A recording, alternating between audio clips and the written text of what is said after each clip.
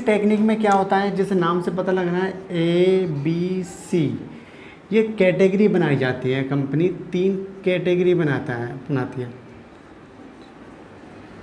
इस कैटेगरी में मटेरियल को डिवाइड किया जाता है। जो हमारा मटेरियल होता है, मटेरियल को 3 कैटेगरी में डिवाइड किया जाता है। जो सबसे इम्पोर्टेंट मटेरियल है, इम्पोर्टेंट मटेरियल को कैटेगरी ए में नाम दिया जाता है इम्पोर्टेंट या कॉस्टली, और जो मॉडरेट कॉस्टली है,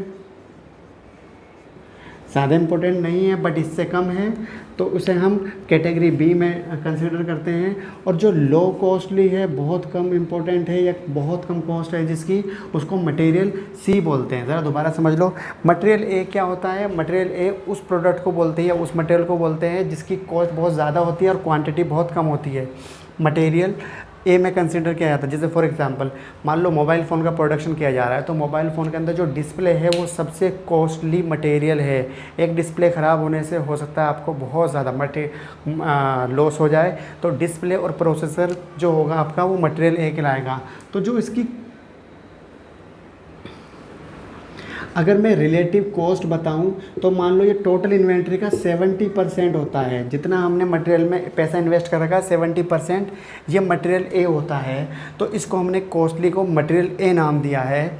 और जो दूसरा मटेरियल है, जैसे मैंने एग्जांपल बताया था, जैसे बैटरी वगैरह है मोबाइल फ़ोन स्मार्टफोन की, वो इतनी ज़्यादा कॉस्टली तो नहीं है, बट उसको इतनी ज़्यादा कॉस्टली नहीं है, तो इसलिए उसको हमने मॉडरेट कॉस्टली या मॉडरेट आइटम बोला है। इसको कैटेगरी भी मान लेते हैं। 20% कॉस्ट है टोटल इन्वेंट्री की।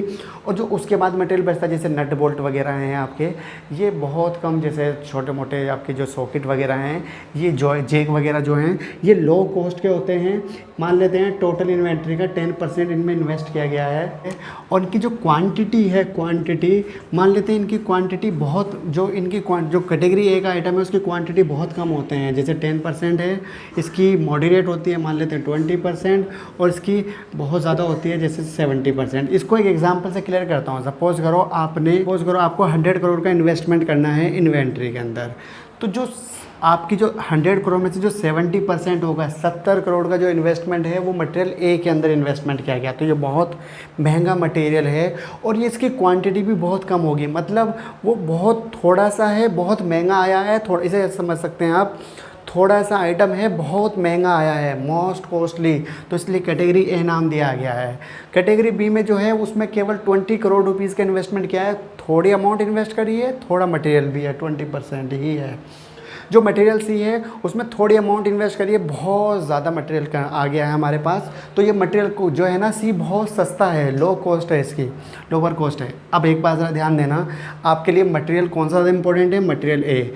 आप सबसे ज़्यादा अटेंशन किस पे दोगे? मटेरियल ए पर या मटेरियल सी पर? इसका मतलब ये हुआ कि मटेरियल ए को हमें बहुत ज़्यादा इंपॉर्टेंस देना है, क्योंकि मटेरियल ए की 1 यूनिट ख़राब होने से फर्म को बहुत ज़्यादा लॉस हो सकता है। इसलिए फर्म का जो मैनेजमेंट जो होगा, मैनेजमेंट का पूरा जो अटेंशन होगा वो किस पर होगा? मटेरियल ए पर, मटेरियल को कंट्रोल करने पर। मटेरियल ए की 1 भी यूनिट ख़राब नहीं होनी चाहिए। दवाइयों पे लिखा होता है कि उसे ना ठंडी जगह स्टोर करें, धूप वगैरह से बचाएं, बट मेडिकल स्टोर वाले जो होते हैं सभी दवाइयों को अपने कोल्ड में, मतलब फ्रिज में नहीं रख सकते। जो बहुत ज़्यादा वैक्सीन, महंगी वैक्सीन होती हैं, बहुत ज़्यादा कॉस्टली दवाई होती हैं, उनको जो बहुत ज़्यादा कॉस्टली मेडिसिन होती है उनको वो अपने फ्रिज वगैरह में रखते हैं और बाकी को बाहर रखते हैं। इसका मतलब वो मटेरियल ए है, उसकी 1 यूनिट ख़राब होने से आपको बहुत ज़्यादा लॉस हो सकता है। मटेरियल ए समझ आ गया आपको। इसके बाद थोड़ा अटेंशन मैनेजमेंट मटेरियल बी पर देता है, मतलब सबसे पहले हमारा जो प्रायोरिटी है, हमारा जो मेन फोकस है वो मटेरियल ए पर है। उसके बाद सेकंड नंबर पे हमारा जो अटेंशन है वो मटेरियल बी पर है, और सबसे कम अटेंशन है मटेरियल सी पर। मतलब अगर यूनिट ख़राब होनी ही है तो मटेरियल सी ख़राब होना चाहिए, ना कि मटेरियल ए ख़राब होना चाहिए। इस